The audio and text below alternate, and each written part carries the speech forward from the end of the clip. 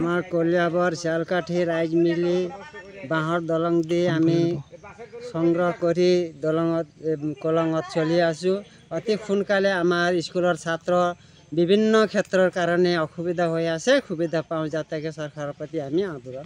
অকল দলংটোৰ কাৰণে সমস্যা, স্কুলৰ ল'ৰা ছোৱালীকেইটা যায়, স্কুলৰ ল'ৰা ছোৱালীকেইটা এফালে অহা যোৱা কৰে, সেইকেইটা দিগদাৰ হয়। কেতিয়াবা এবাৰ পৰিছিলোঁ, বাঁহৰ দলংটো আমি নিজে লোকক লৈ আমি নিজে চান্দা কালেকশ্যন কৰোঁ, বাঁহ উঠাওঁ বা নিজে হাতৰ পকেটৰ পৰা পইচা দি তাৰ চাৰ আনি বাঁহ চাহ কিনি বনাওঁ। এতিয়া আমাৰ চেলকাটি গাঁও আৰু আমাৰ মিছামুখ পাম, কলিয়াবৰ আৰু আমাৰ চামগুৰিত আছিলে আগত, এতিয়া চামগুৰিটো কাটি আহিলে, এতিয়া আমাৰ কলিয়াবৰ হৈ গ'ল, চেলকাটি আৰু মিছামুখ পাম দুইটা মাজত হৈ গ'ল দলংটো, কলঙৰ ওপৰত হৈ গ'ল। আৰু আমাৰ এই ৰাস্তাটো লাগে, ৰাস্তাটো দলঙৰ মূৰত লাগিছে, কাষত লাগিছে। এইটো ৰাস্তা দি অহা যোৱা কৰা ল'ৰা ছোৱালী স্কুলৰ ল'ৰা ছোৱালী অহা যোৱা কৰে, আমি বাৰিষা হ'লে বৰ দিগদাৰ হয়। এইটো কোনে বনায় দলংখন? এইটোতো আজিলৈকে কোনেও কোৱা নাই বনাবলৈ, বনোৱাও নাই। ৰাইজে নিজৰ পইচা খৰচ কৰি বনায়? ৰাইজে আমি নিজে বাঁহ কিনি পেলাই বনাইছোঁ। এতিয়া চৰকাৰক কি ক'ব? চৰকাৰে যদি বনাই দিয়ে তেতিয়া আমাৰ ভালেই হ'ব।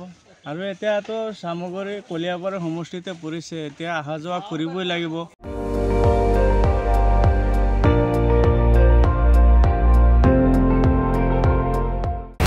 আপুনি চাই আছে ND24, সৰ্বশ্ৰেষ্ঠ নহয় সৰ্বোত্তমৰ দৌৰত।